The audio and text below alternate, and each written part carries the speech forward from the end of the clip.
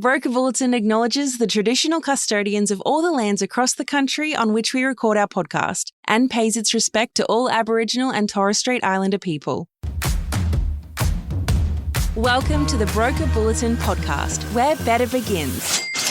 Join us as we chat with brokers about what's working for them, what drives them, and the real challenges and wins that matter most right now. Hi everyone, welcome back to a brand new episode of Broker Bulletin. I'm Tom Caesar, Group Executive for Asset Finance at LNG, and today we're diving into something a lot of brokers can relate to, balancing a successful growing brokerage and supporting a young family. So to unpack this topic, I'm joined by Brendan Zadravec, the Director and Finance Broker of Ironbark Asset Finance. Brendan, thank you for joining us today. Mate, thanks for having me. You're 15 months into Ironbark Asset Finance, but can you tell us a bit about your journey to setting up Ironbark Finance? And I always like to know how you came up with the name too. My beginnings in finance were with St. George and CBA. So 5 or 6 years in banking, retail and commercial. I was employed at a finance brokerage for about 5 years at Stratton Finance. Then did 5 years as a subcontractor at a more boutique firm. Enjoyed working there, learnt a lot there, but really the end goal was always to build something.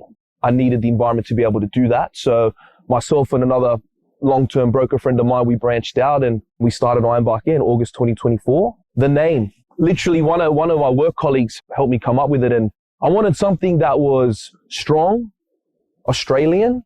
A friend of mine said Ironbark. I said, okay, that sounds good. What is it?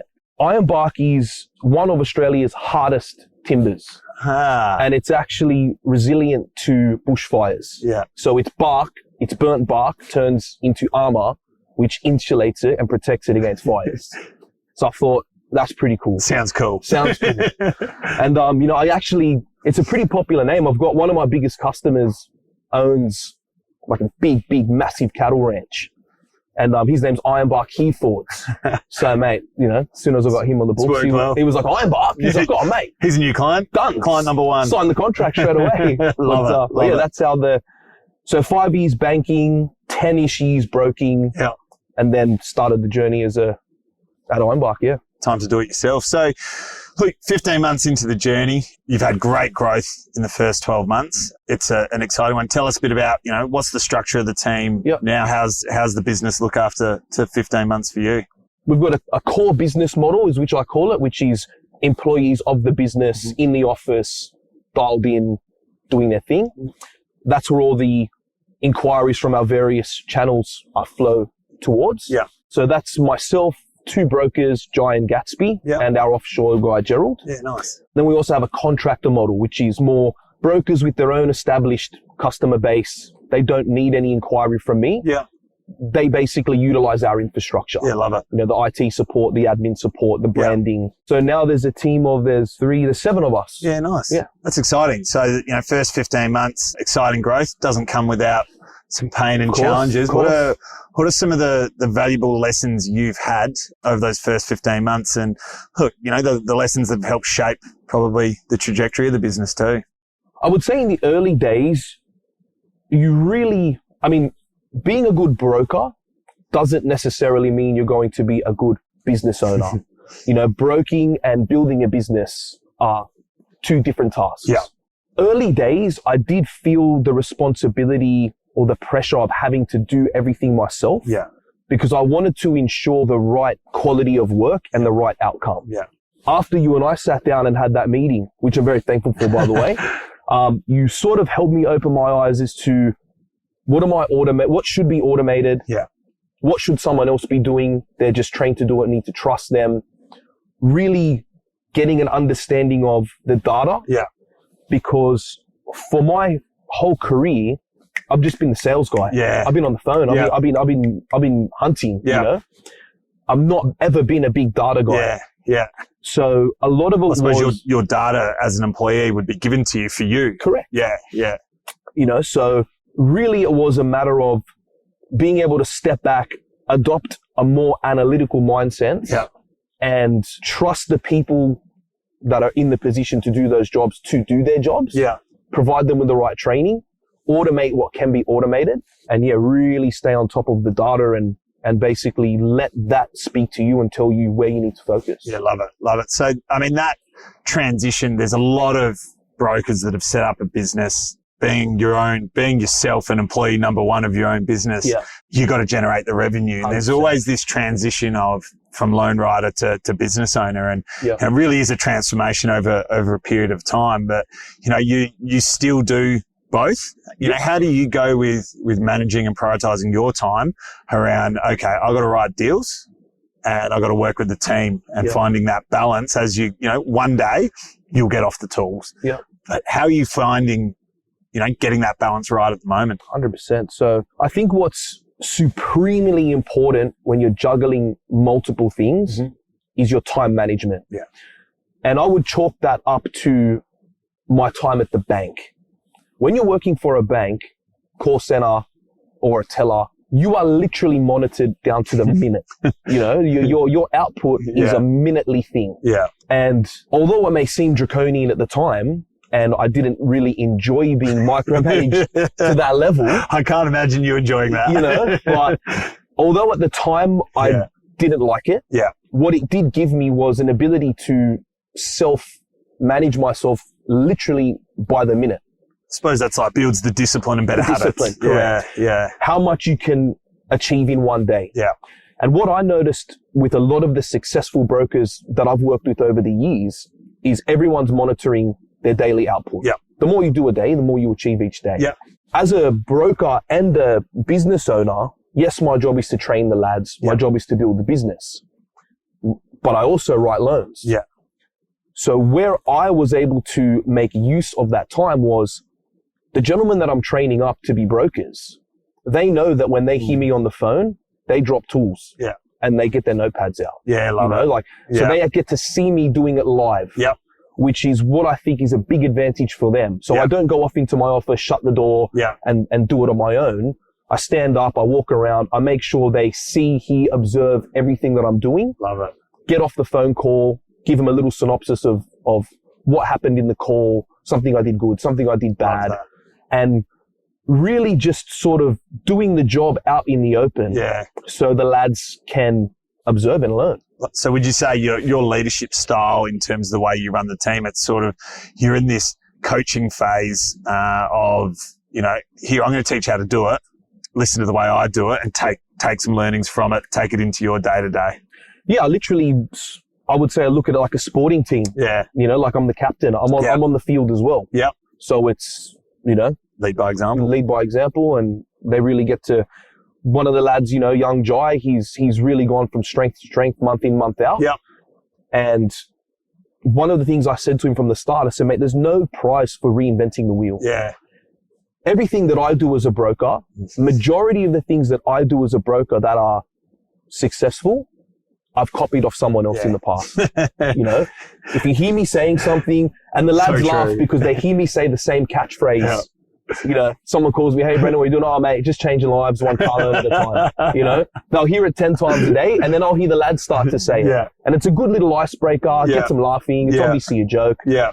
But I said from the very get-go, you hear me say something, if it sounds good, say it. Just reuse it. Copy it. Yeah. I don't have any TMs on it. Build that relationship management is something that you instinctively you learn over time through exactly what you're saying. So if you can get people managing relationships right, success comes. I remember when we sat down 6 months ago, I reckon Jai had only just started with you. Literally, I think it would have been his first month. And I remember you said to me, we've got this young fella, he's going to be a gun. Yeah. And, hearing you say, the success he's having within that sort of 6 month window, it's obviously working. Yes. So, that's obviously giving you a good blueprint around the future of the business. What's the vision for Ironbark off the back of that? You've got a team of 7 now. The business is growing. You've had great momentum in the first 15 months. What does the next 12 months to 5 years look like? Where do you want to take this? Well, I suppose the magic number that I picked out as to the level I want to reach where I can go, okay, we're good. A good achievement was doing an average of $10 million a month in loans. Yeah. $120 million a year. Yeah. That's been my goal from the outset. Yeah, nice. Not to say that that's where I'll stop. Yeah. But that's, in my mind, stage one. Yeah. What I've been learning is just because you spend more money doesn't automatically equal that you're going to make more money. Yeah. So advertising on Google, leads and staff and investing into things like social media and content creation and all of these things that you spend money on as the business grows doesn't always automatically correlate to increased income. Agreed. Yeah. So it's a matter of, I do want to grow, but I want the growth to be organic. Yeah. And sustainable. Yeah. And I'm in Cub, and one of the lads I met at Cub said he owns a huge landscaping business. Yeah. And he said to me, if you grow beyond the point where you lose the ability to give people the experience that made you big in the first place, you won't last. Yeah. So it's growing organically, sustainably, in an environment that still allows us to give our customers the service that we preach that we're giving them. Yeah. You know, so, and I think that's going to come from having the right people, the right team, having people with the right attitude. Yeah. Yeah. I think over the last few months, at first you probably weren't too keen on offshore. Yeah. You've finally taken the plunge and set up an offshore team. I think you're 3 months into that? 2 months? Yep. How's that been? What's worked? What hasn't worked? I meet a lot of brokers. I was chatting to one the other day that said they've had 2 failed attempts, don't want to do it. You meet some that want to do it. Tell us about your experience. What's worked? Well, I think when you and I sat down, and that was actually, if I can take a second, that was one of the things that really, really impressed me about doing business with LMG is, mate, you're the CEO.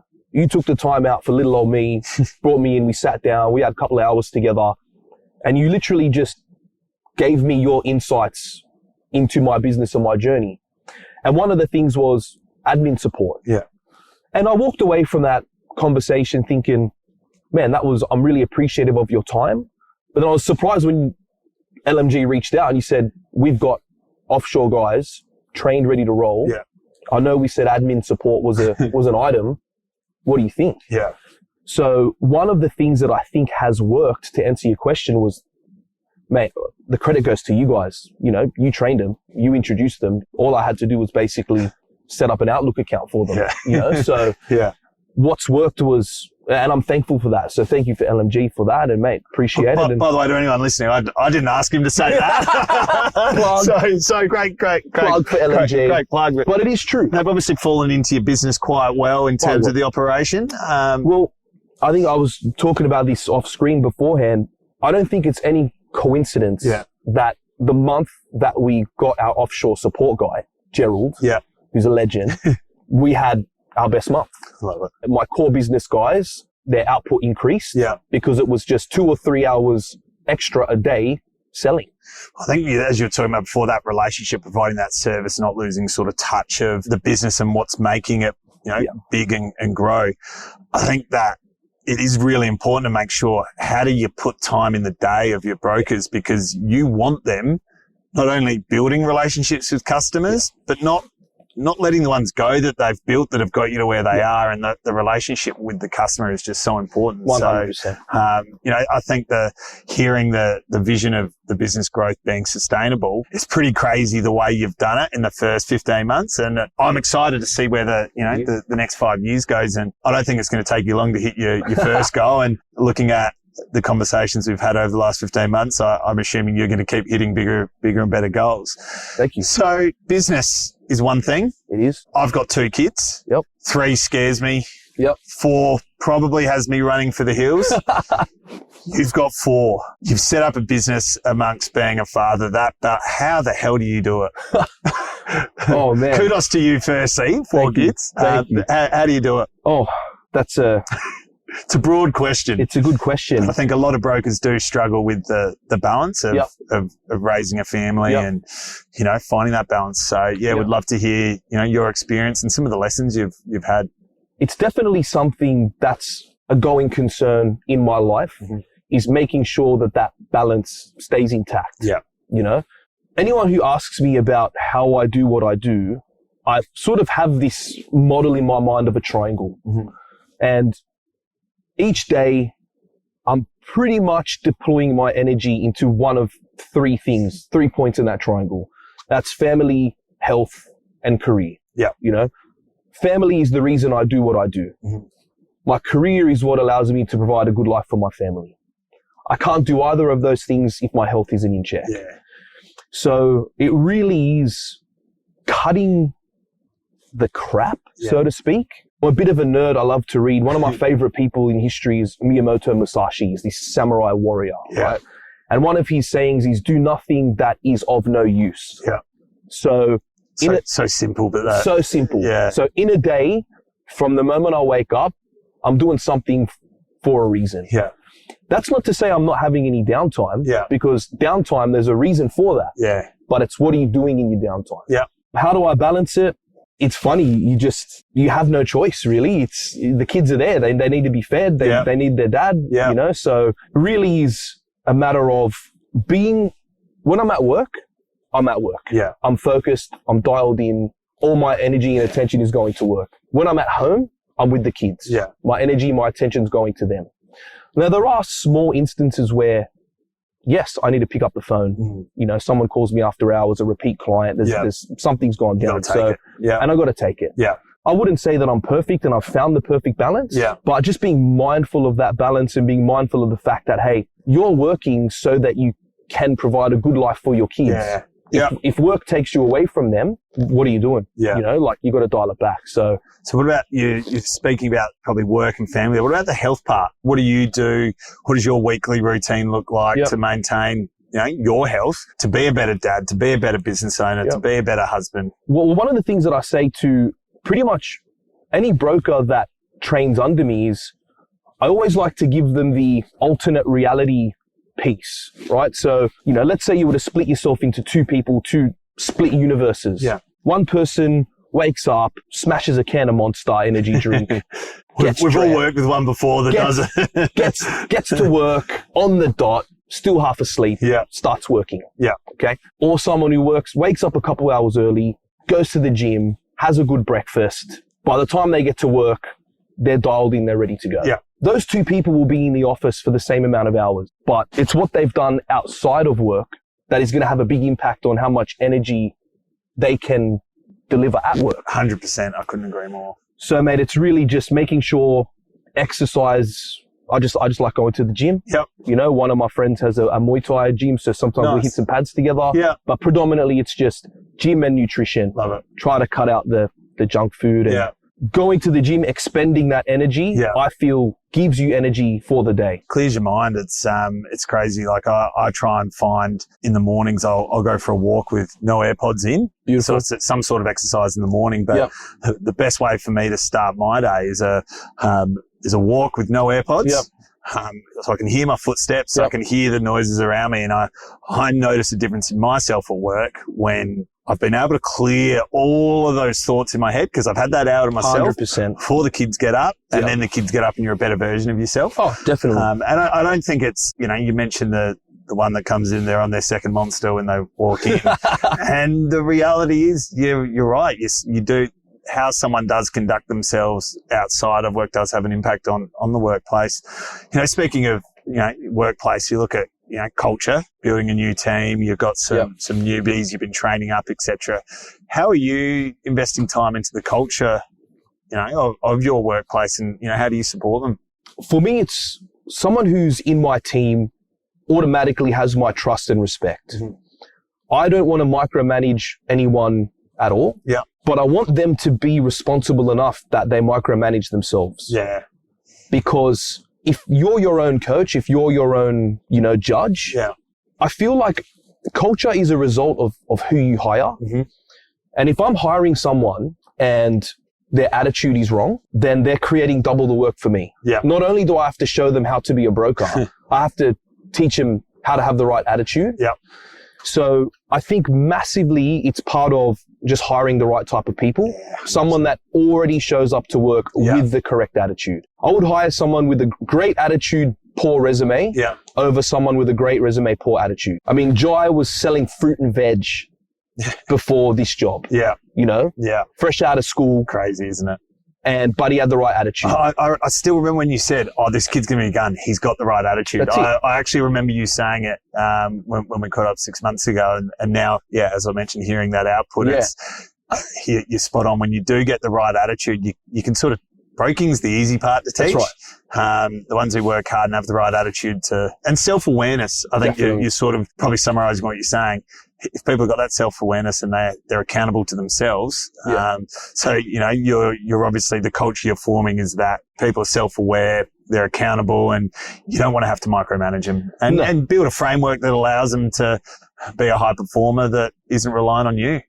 100%, man. Yeah. It's the culture. It's fun. We get along with banter. We all give each other heaps and we have a good time. But we all know that when someone picks up the phone, it's time to lock in. Yeah. It's time to be professional. Yeah. It's time to be enthusiastic. Get on with business. Get on with business. Yeah. So the culture is great. And while we're off the phone, we have a laugh and we have a good time. We're friends, of course. Yeah. But as long as that doesn't take anything away from your ability to be a professional. So, you're 15 months into your journey as a business owner, but you've worked with plenty of leaders in the banks and different brokerages, and you're a leader now. Yeah. What's the biggest lesson you've taken out of leadership as a whole, either from someone or from your journey when you set the business up? That everything is your fault. Yeah. Mm-hmm. Everything is your fault. Yeah.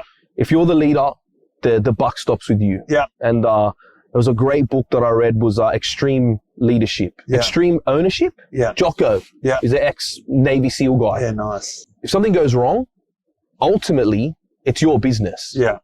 The buck stops with you. If someone's made a mistake, well, that's okay. Have they been trained properly? Yeah. A leader is someone that after you speak with them, you feel inspired. So when I'm leading people, I want them to be inspired by my actions. Love it. Love it. And I want to have an environment where they can come to me and they're like, Brenno, mate, I stuffed up. I'm not going to abuse them or I'm not going to yell at them. Yeah. I'm just going to go, okay, how do we fix it? What happened? How do we not do it again in the future? Learn from it. That's the biggest key, is to learn from it. But I would say everything's your fault. Yeah. And aim to inspire people, not to sort of belittle people. Love it. Love it. 15 months in, what's been your proudest achievement so far in the business? Proudest achievement so far in the business? Achievement or moment? I suppose when you're building a business from scratch, the core business itself, your biggest issue is consistent flow of inquiry. Yeah. And one of the things that I was really, really focusing on was getting our advertising right. Yeah. And getting a consistent flow of inquiry coming through. Yeah. To see now that we've got consistent month-on-month growth via our own organic inquiry. So someone finds us online, looks us up, calls us or emails us. From start to finish, that's an Ironbark deal. Love it. We've not really we're not dependent on anyone else other than our own business to generate that. Yeah. So last month we did 50 deals. Yeah.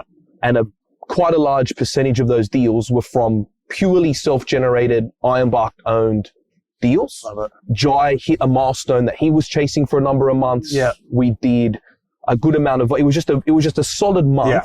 Our contractors didn't have the biggest month. They had annual leave and they had some things on. So the contractors were quiet, but core business really fired. Love it. And we still had like a record month. It's like a line in the sand moment. And that was like, I was like, okay. Yeah.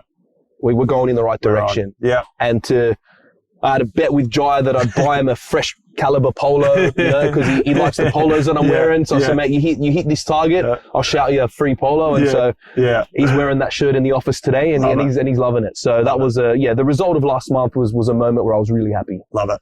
To wrap things up, we love to give the listeners some key nuggets of gold to take away. What 3 things would you tell a new business owner or a aspiring new business owner in our broking space? Spending more doesn't always equal making more. Mm-hmm. So try to eliminate unnecessary expenses. Yeah. Trust your instinct. In the early days of the business, I had a decision in front of me, external people giving me advice on what they thought I should do. Mm-hmm. And my gut feel and my thought of what I should do. I doubted myself. I went with other people's advice. And in hindsight, it was the wrong decision. Yeah. I should have trusted my gut. Yeah. So trust your instinct. Yeah. No one is going to have a better idea of the ins and outs of your business other than you. Yeah. So trust your instinct, go with your gut. Number 3 is hire the right people. Yeah. Hire based on attitude. Yeah. You know, you can't fill a cup that's already full. Yeah. You know, someone that comes in and is willing to learn, willing to be molded and wants to be there. Yeah. Versus someone who's very experienced, but already thinks they knows everything and, you know, is not willing to be molded and to learn. They may not fit the culture. So yeah, hire based on attitude. Love it. Well, mate, thank you for joining us. No problem. As I said, it's been an exciting journey so far. I'm excited for what the next few years bring and seeing the business continue to flourish and grow. If anyone wants to have wants a list of books to read, sounds like you're the man. Drop Brendan a message on LinkedIn. But mate, thank you for joining us. Congratulations on the success so far, and we look forward to the year ahead. Mate, thank you very much. And thank you for all the support from LMG as well, man. It's been great working with you guys. I appreciate it. Thank you, mate. No worries. Thanks so much for listening. If you have a topic that you want to discuss, please email us at brokerbulletin@lmg.broker or DM us on Instagram at lmg.broker. If you like the episode, make sure you rate and follow us in your favourite pod store. Thanks again for joining us, and we'll catch you next time. Thanks for tuning in to Broker Bulletin. We would hate for you to miss an episode. Subscribe to Broker Bulletin in your favourite podcast app. Has this episode been helpful? We'd love you to rate and review us. It'll help us deliver content that's useful to you and help others discover us. If you have great ideas for topics worth tackling or have burning questions you'd like addressed on an upcoming episode, reach out. Links in the show notes. See you next time.